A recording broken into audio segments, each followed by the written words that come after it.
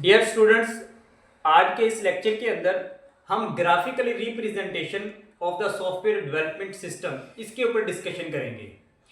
इस टॉपिक के अंदर हमारे पास डिफरेंट टाइप्स की डायग्राम्स होंगी और उनको हम अलग अलग डिस्कस करेंगे।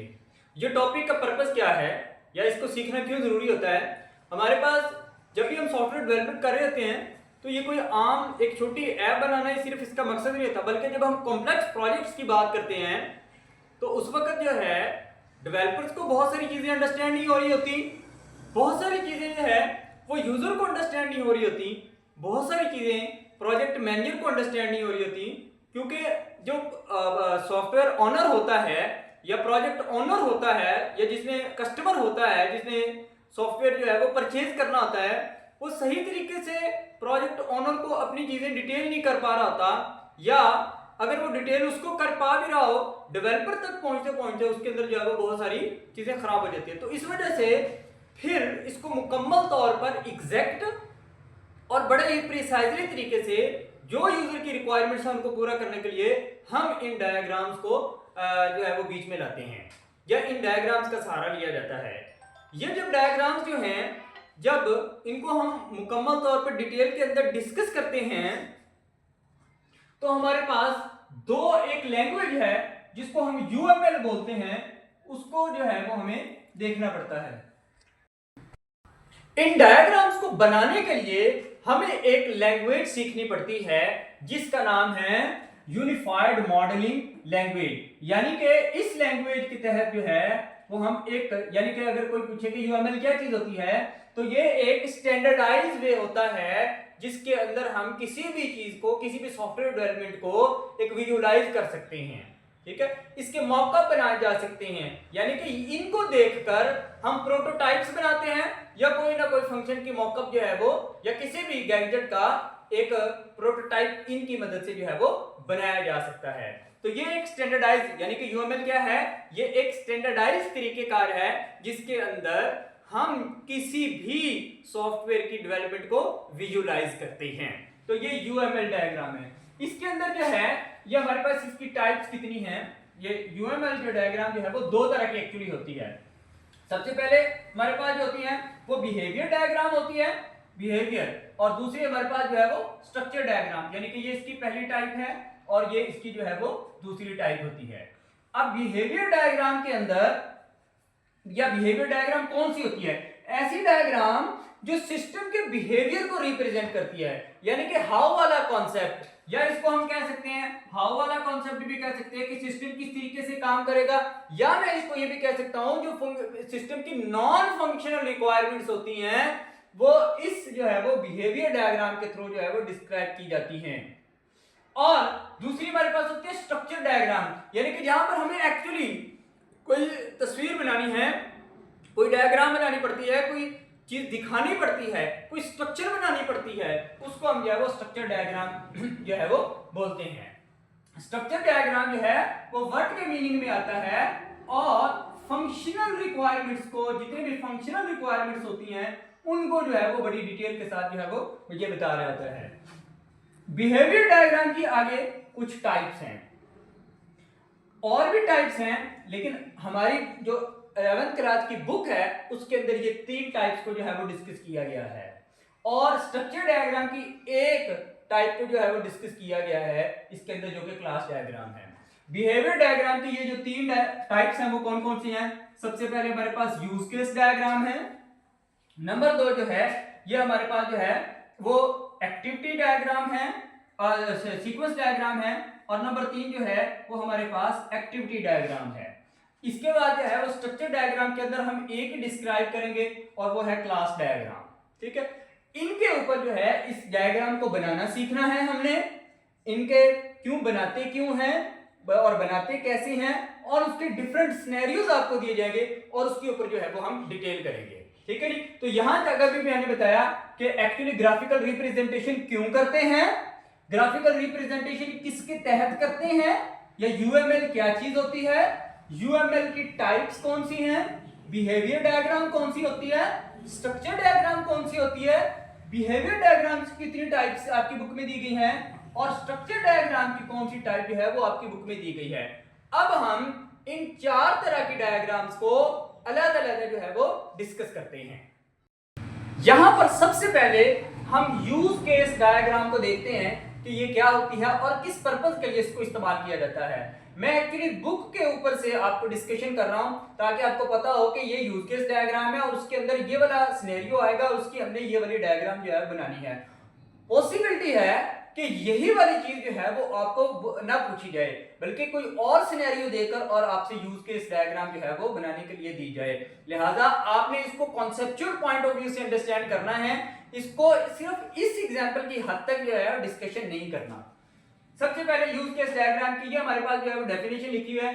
Use case diagram provide the visual representation of the system and the user perspective, यानी कि यूजर किस तरीके से, जब यूजर को ये सिस्टम मिलेगा तो यूजर के सामने वो किस तरीके से मिलेगा, ये यूजर को किस तरीके से जो है वो हाईलाइट होगा। तो ये वाली जो चीज है ये हमारे पास यूज केस डायग्राम बताती है। ठीक है, ये डेफिनेशन इसकी यही इंडिकेट हो रही है और इसका पर्पस क्या है, यानी कि इसको हम क्यों बनाते हैं।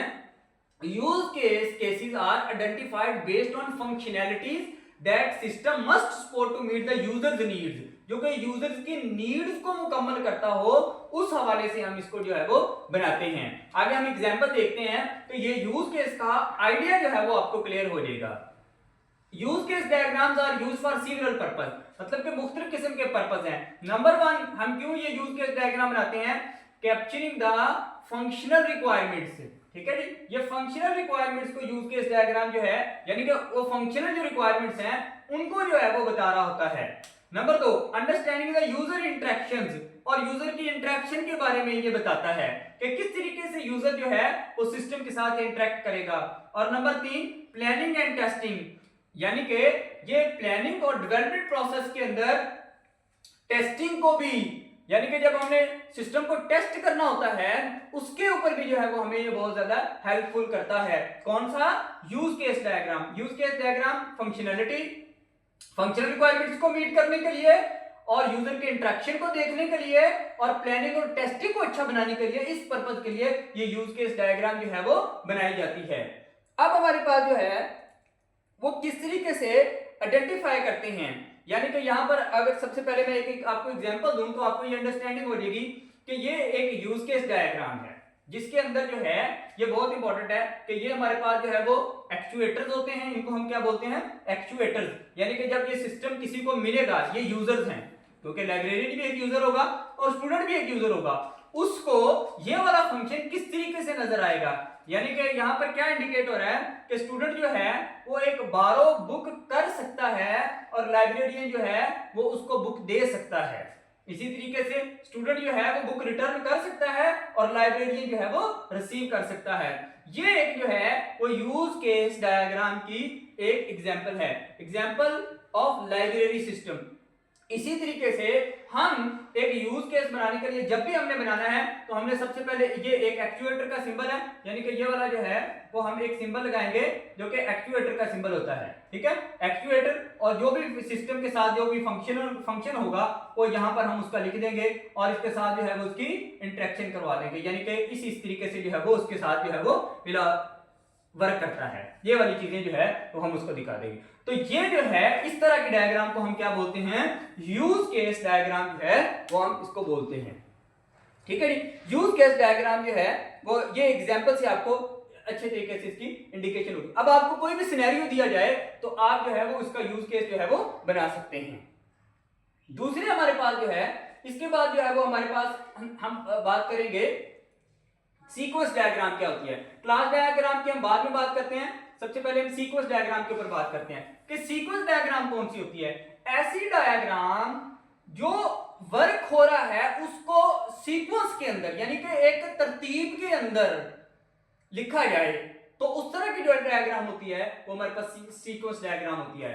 Sequence diagram shows how object in system interact with each other in the particular sequence, एक खास सीक्वेंस के अंदर।